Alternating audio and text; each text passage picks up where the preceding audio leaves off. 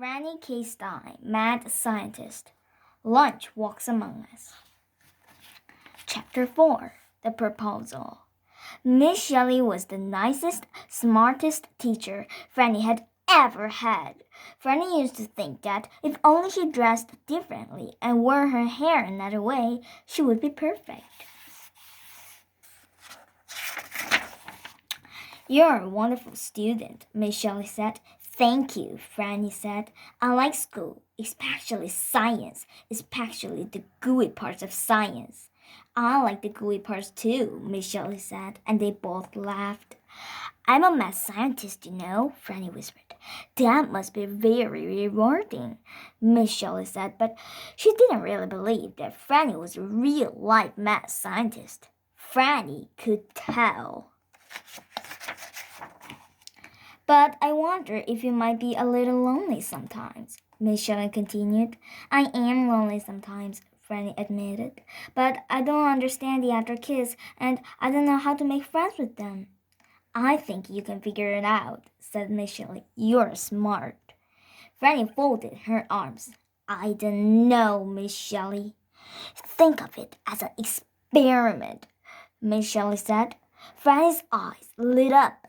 A wide grin crawled across her face. An experiment was the one thing she just could not resist, and Miss Shelley knew it. The experiment, Franny pointed into the air the way mad scientists do when they think about conducting an experiment, begins tomorrow.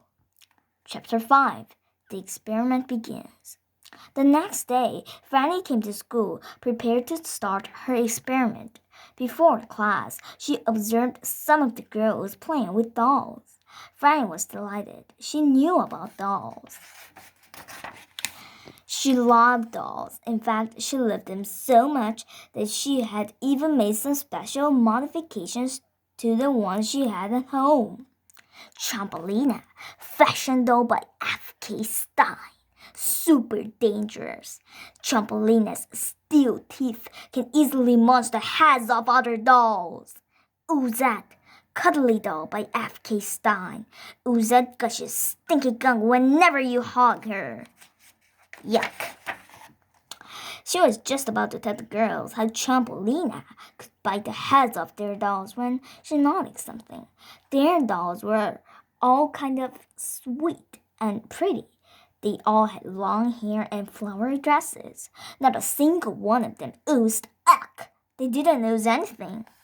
Franny made a note to herself. Pretty, non-head-biting dolls, it said, and less oozing.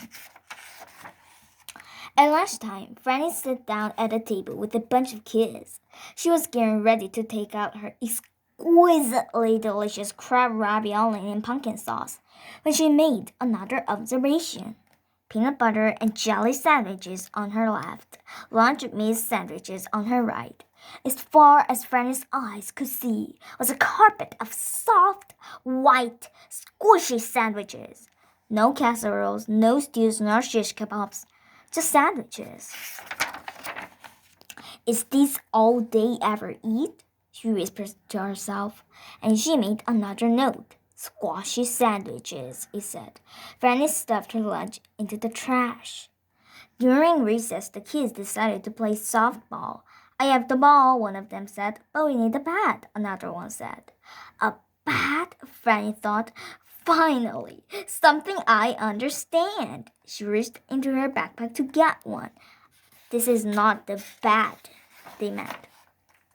Just then, a little boy ran past her with a baseball bat. Batter up, he shouted. Said Franny. There's more than one kind of bat. As her classmates started playing, she took out her notebook and made another note. A bat can also be a big stick you use to hit things, she worked. After school, Franny picked up her backpack full of customized dolls and spiders and notes and bats and headed home to analyze the data she had gathered that day. Well, that's the end of this story today. Did you like my story? Then push the thumbs up sign or the subscribe button. Bye! Bye.